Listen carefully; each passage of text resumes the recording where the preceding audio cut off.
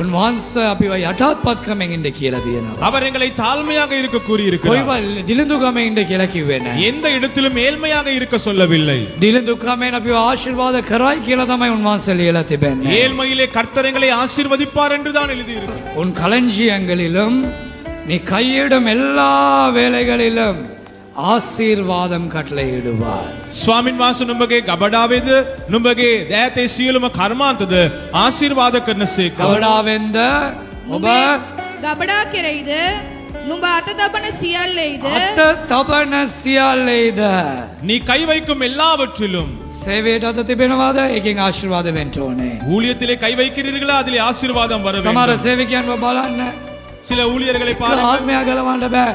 අවුරුදු 30ක් ඒ 50 එකෙන් නම්බරින් ගාගෙනම ඉඳී.